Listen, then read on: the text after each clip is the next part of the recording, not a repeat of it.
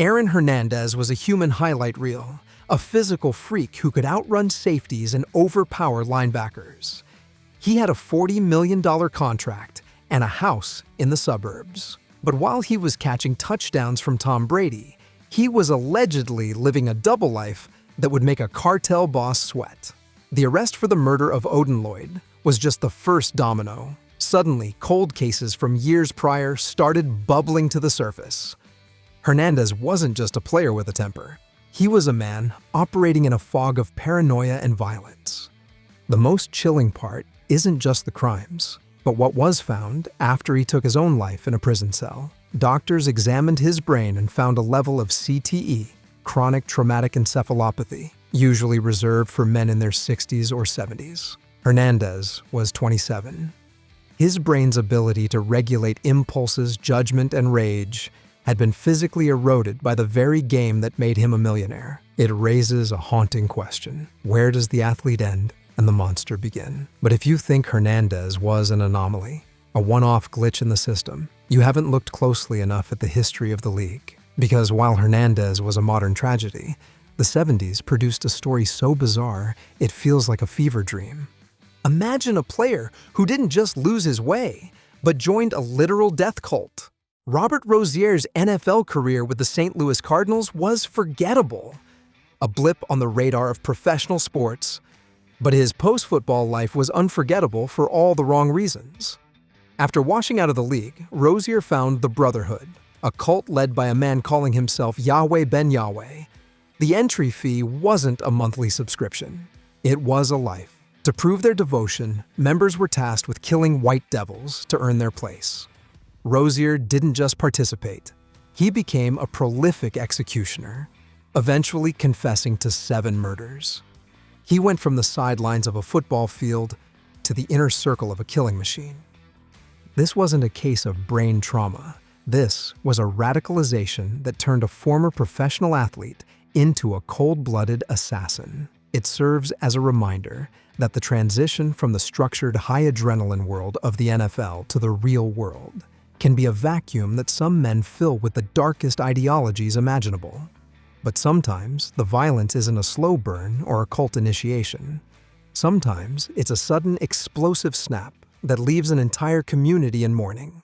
In 2021, the sports world was rocked by the actions of Phillip Adams, a journeyman cornerback who had seen time with the 49ers and the Seahawks. Adams was known as a hard worker, a guy who fought for every inch on the field. But the hits he took over his career weren't just bruises. They were microscopic tears in the fabric of his sanity. One afternoon in South Carolina, Adams forced his way into the home of a prominent local doctor. By the time the dust settled, 6 people were dead, including the doctor, his wife, and their 2 young grandchildren. Adams then turned the gun on himself. The motive was non-existent. There was no robbery, no long-standing feud. There was only a broken brain. The post-mortem analysis confirmed what many feared. Stage 2. CTE. His family had watched him vanish for years, replaced by a man who was paranoid, frustrated, and increasingly detached from reality. He wasn't a killer in the traditional sense of a criminal mastermind.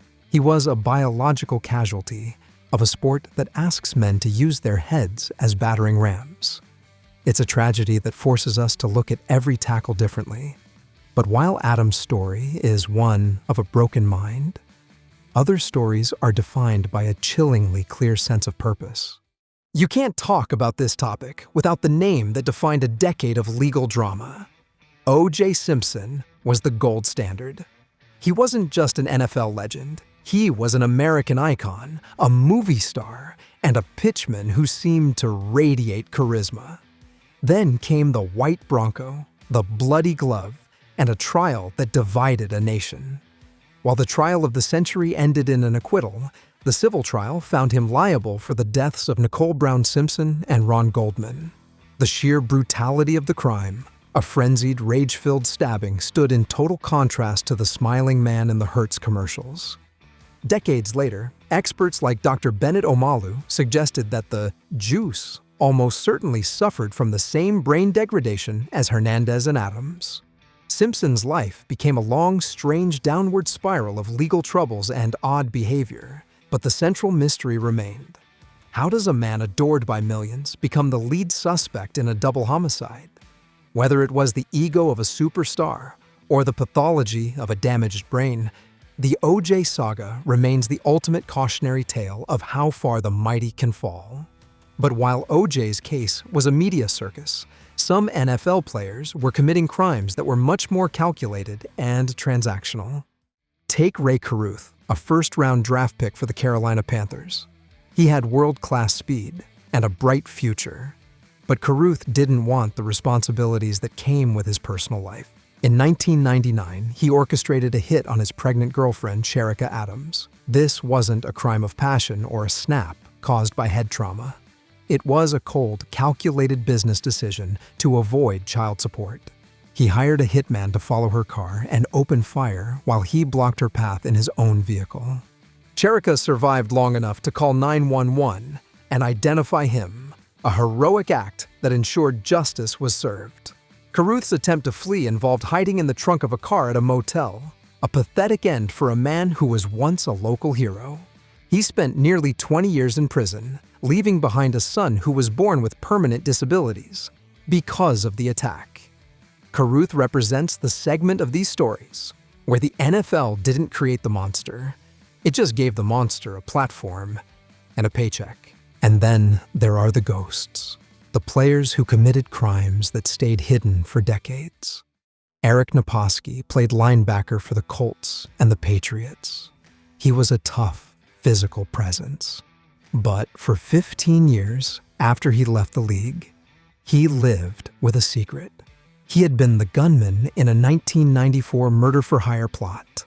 He killed a wealthy businessman to help a woman collect a life insurance payout. He went on with his life, thinking he'd outrun the clock, until forensic technology and a determined cold case unit finally caught up with him in 2009. It's a chilling thought. How many former players are walking among us right now with secrets buried as deep as their old injuries? The common thread in so many of these stories is the switch. In the NFL, coaches spend years teaching players to flip a switch, to become violent, aggressive, and unyielding the moment the ball is snapped. They are praised for their motor and their nasty streak. But the league has historically been much worse at teaching players how to flip that switch back to off once they leave the facility. When you combine that trained aggression with the physical rotting of the prefrontal cortex, the part of the brain that says, hey, maybe don't do that, you create a volatile cocktail.